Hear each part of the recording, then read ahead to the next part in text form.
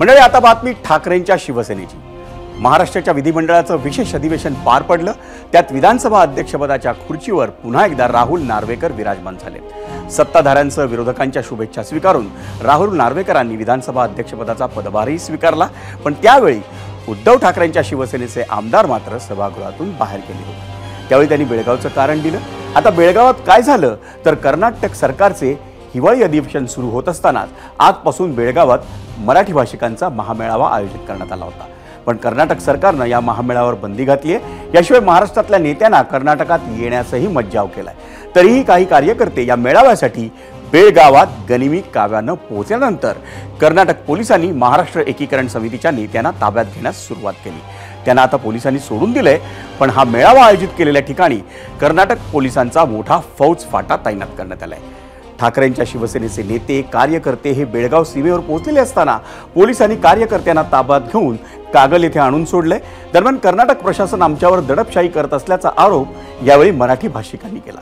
जसं मी आत्ता म्हणालो की त्या घडामोडीचं मुंबईत सुरू असलेल्या विशेष अधिवेशनातही मग पडसाद उमटले।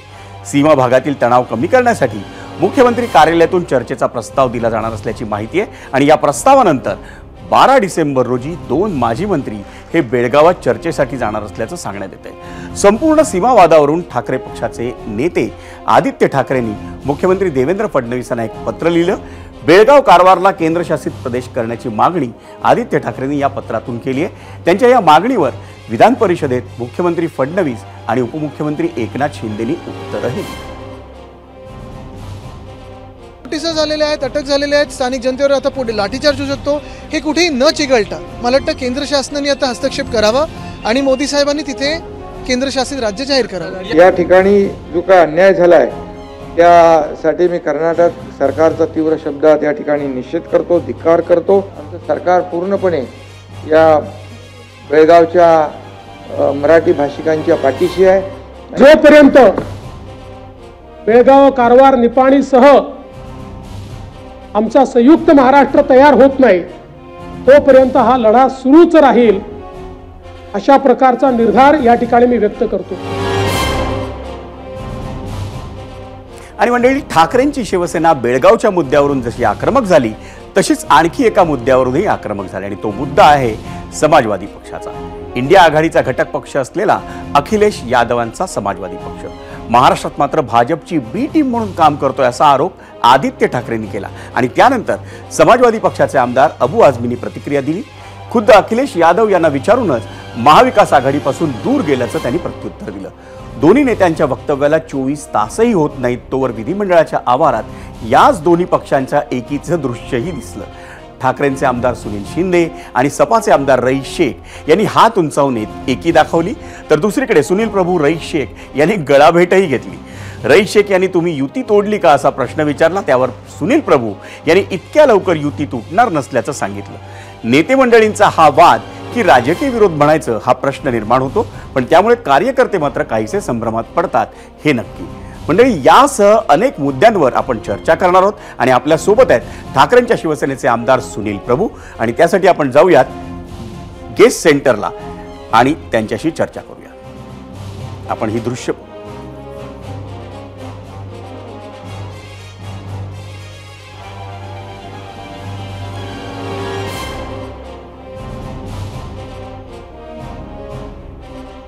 महाविकास आघाडीमध्ये समाजवादी पार्टीचे दोघंही आमदार अबू हाशिम आझमी, आमचे दोस्त रईस शेख हे आमचे सदस्य आहेत। रागवले की थोडेसे लांब जातात, पण प्रेमाने जवळ घेतलं तर प्रेम जवळ येतं। तुमचेच आदित्य ठाकरे असं म्हणतात की ते भाजपची बी टीम आहे।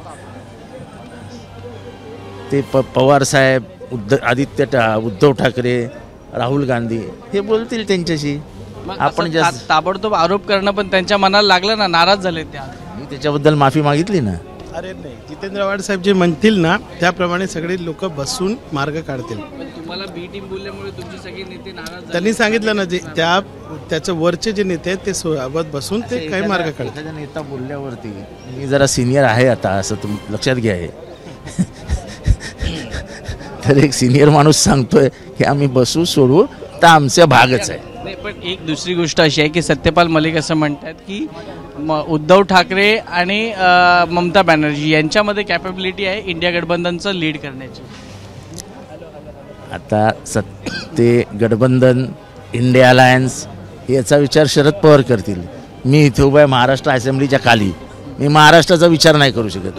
तुम्ही कॅमेरा समोर बघून सांगा की रईस शेख तुमच्या सोबत आहेत. रईस शेख 100% आमच्या सोबत. सुनील शिंदे पण आहेत UBTचे, रईस शेख आहेत सपा, जितेंद्र आव्हाड आहेत. ही ABP माझ्यावर एक्सक्लुझिव्ह दृश्य दाखवतोय. काल आदित्य ठाकरे यांनी समाजवादी पार्टी B टीम असल्याचा आरोप केला होता, पण तो जितेंद्र आव्हाड यांनी ते खोडून काढलेले आहेत. सुनील शिंदे यांच्याकडे जाऊया. शिंदे साहेब, ज्या पद्धतीने B टीम बोलली होती आता सगळे एकत्र दिसत आहेत. आव्हाड साहेब हे महाविकास आघाडीचे नेते आहेत. त्यांच्या शब्दाला त्यांनी मान दिलेला आहे, त्यांची नाराजी दूर झालेली आहे. त्याच्यामुळे आता पुन्हा हस्तलोंदन करून आता आम्ही सभागृहात जात आहोत. धन्यवाद आमच्याशी बातचीत केल्याबद्दल. कॅमेरा पर्सन मनोज जयस्वालसह वैभव परब, ABP माझा, मुंबई. म्हणून ठाकरेंच्या शिवसेनेचे ज्येष्ठ आमदार सुनील प्रभू यांच्याशी आपण चर्चा करणारच आहोत. पण त्याआधी पुन्हा एकदा विधिमंडळात जाऊया. लाडकी बहीण योजनेची चर्चा तर झालीच पाहिजे. महायुतीच्या विजयात महत्त्वाचा वाटा असलेल्या लाडकी बहीण योजनेचं यापुढे काय होणार याची आता चर्चा सुरू झाली आहे. लाडक्या बहिणींना 1500 ऐवजी 2100 रुपये देण्याचा निर्धार सरकारकडून व्यक्त केला जातोय. पण त्यासोबतच आता या योजनेच्या निकषांची कडक अंमलबजावणी करण्यात येणार असल्याची चर्चा सुरू झाली आहे. निवडणुकीच्या आधी कोणतीही शहानिशा न करता 1500 रुपये दिले, पण आता दिलेले पैसे परत घेऊ नका असं ठाकरेंच्या शिवसेनेचे खासदार संजय राऊतांनी म्हटलंय. पण विशिष्ट तक्रार आली तरच चौकशी करायची की नाही याचा निर्णय घेतला जाईल असं माजी महिला आणि बालकल्याण मंत्री अदिती तटकरे यांनी सांगितले. माझ्या माहितीनुसार ज्या वेळेला आम्ही ती योजना राबवली, अतिशय प्राथमिक त्याची जी स्क्रुटिनी आहे ती सगळी करून त्यांची आधार सीडिंग करून ह्या लाभार्थी निवडलेले आहेत. त्याच्यामुळे पुढच्या कालावधीमध्ये ही योजना अधिक चांगल्या पद्धतीनं राबवत असताना त्या संदर्भामध्ये काही जर तक्रारी असतील तर जी काही स्क्रुटिनी आहे ही तक्रारी बेस्ड असते. इतक्या मोठ्या संख्येने काही स्क्रुटिनी जर येत असेल तर स्क्रुटिनी होणार का, भविष्यात होणार का? बरी तुम्ही आता त्याच्या संदर्भामध्ये मी आज वक्तव्य करू शकत नाही. आणि मंडळी, आत्ता वेळ झाली आहे ती गेस्ट सेंटरला जाण्याची. तिथं आपल्या सोबत आहेत ते ठाकरेंच्या शिवसेनेचे ज्येष्ठ आमदार सुनील प्रभू. आपण त्यांचं पहिल्यांदा स्वागत करूया. सुनील प्रभू, आपलं स्वागत आहे ABP माझाचा विशेष कार्यक्रम 0 ओव्हरमध्ये. खरं तर विशेष अधिवेशन पार पडलंय, सरकार स्थिर झालंय आणि विधानसभा अध्यक्षांनी आपला कार्यभारही स्वीकारला. तुम्हाला अपेक्षित होतं त्याप्रमाणे हे विशेष अधिवेशन पार पडलं असं म्हणायचं?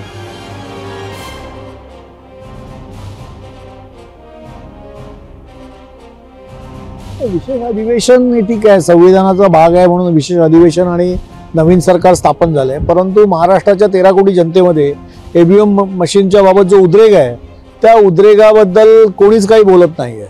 त्यामुळे या निवडणुकीमध्ये जे अनेक कांगोरे आहेत लोकांच्या असंतोषाचे, त्याचं देखील कुठेतरी जनतेच्या मनाचा विचार या ठिकाणी होणं आवश्यक आहे आणि तो निवडणूक आयोगाने करावा असं मला वाटतं. सुनीलजी, एकीकडे आपण पाहतोय इकडे विशेष अधिवेशन पार पडतंय, पण तिकडे बेळगावातला जो प्रश्न आहे तो अधिकाधिक पुन्हा आपल्याला चिघळताना दिसतोय.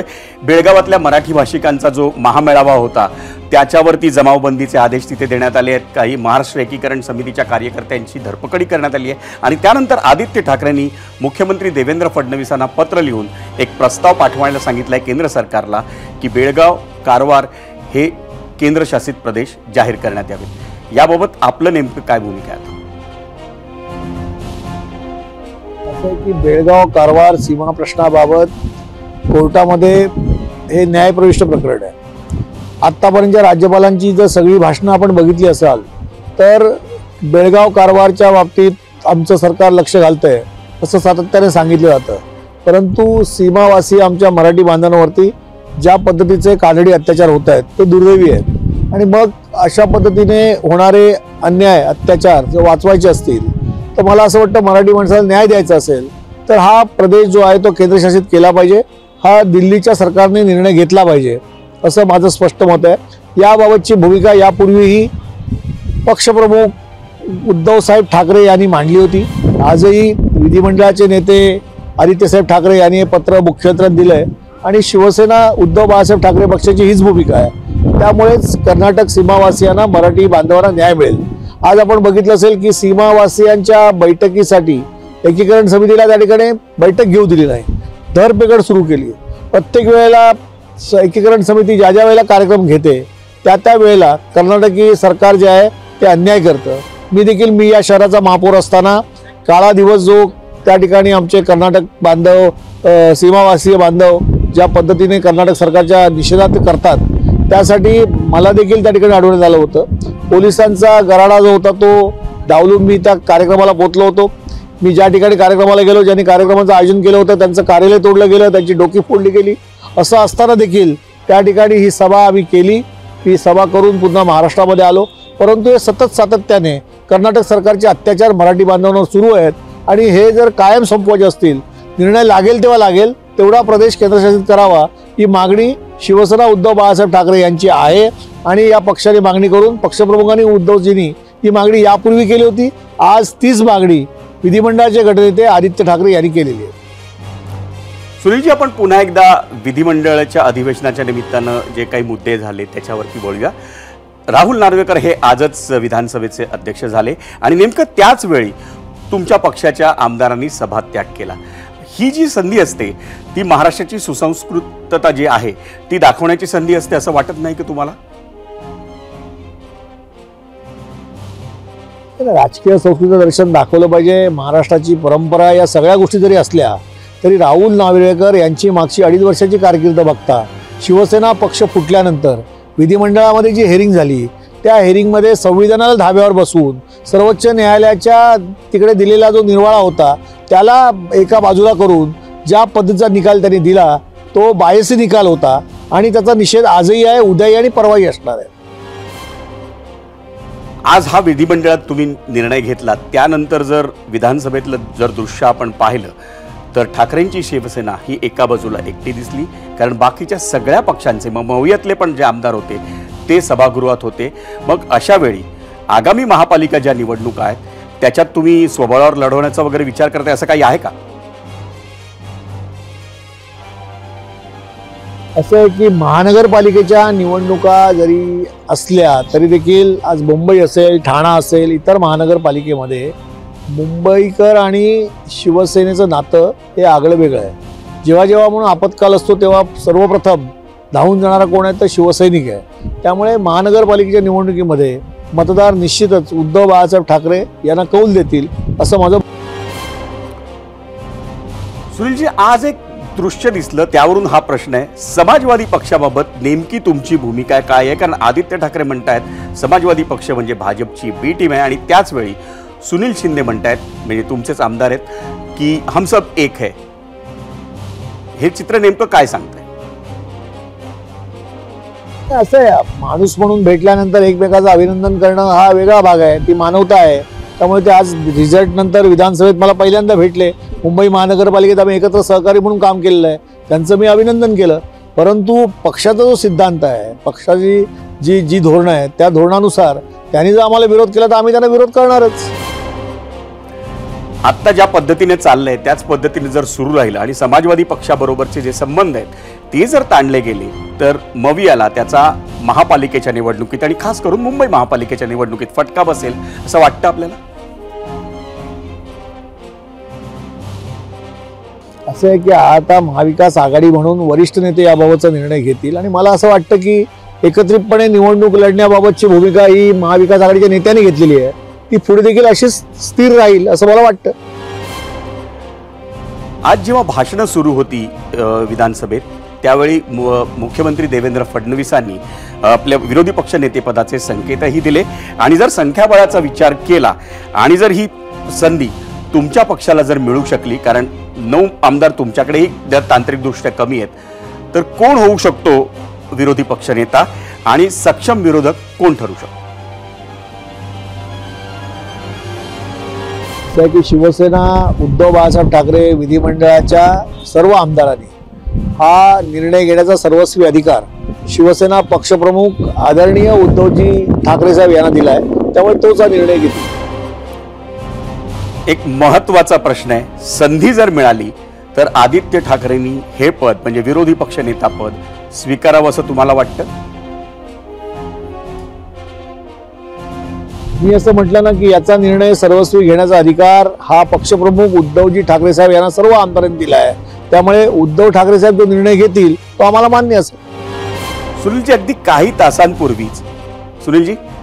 काही तासांपूर्वीच विधिमंडळाच्या कामकाज समितीची बैठक झाली. या बैठकीत नेमकं काय ठरलंय? तर कामकाज सल्लागार समितीच्या याच्या बैठकीमध्ये त्यांनी 1 आठवड्याचं अधिवेशन घेतलंय, परंतु विदर्भात झालेल्या आत्महत्या लक्षात घेता आणि हे अधिवेशन या सार्वत्रिक निवडणुकीनंतर पहिल्यांदा होतंय, त्यामुळे किमान 2 आठवडे घ्यावी अशी मागणी आम्ही केली होती, पण त्यावरती अद्यापपर्यंत निर्णय झालेला नाही आहे. माझ्या माहितीप्रमाणे पहिल्या आठवड्याचं कामकाज पाहिल्यानंतर 18 किंवा 20 तारीखला पुन्हा एकदा कामकाज समितीची बैठक त्या ठिकाणी अध्यक्ष घेतील आणि कितपत कामकाज आहे हे पाहूनच पुढच्या आठवड्यात आपण हे कामकाज करू शकतो का आणि वाढवू शकतो का याचा निर्णय माननीय अध्यक्ष घेतील असं ठरलेलं आहे.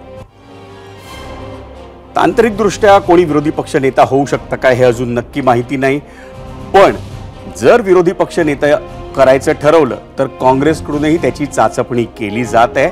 तर त्या सगळ्या गोष्टीकडे तुम्ही कसं पाहता? याबाबत मी भाष्य करणं योग्य नाही. वरिष्ठ नेते याबाबतचा निर्णय घेतील आणि आम्ही विधिमंडळातल्या सगळ्या आमदारांनी, विधान परिषद आणि विधानसभा याबाबतचा कुठचाही निर्णय असेल तर तो निर्णय माननीय पक्षप्रमुख उद्धवजी घेतील, तो आम्हाला मान्य राहील असं म्हटलंय. त्यामुळे पक्षप्रमुख उद्धव साहेब याबाबतचा निर्णय घेतील.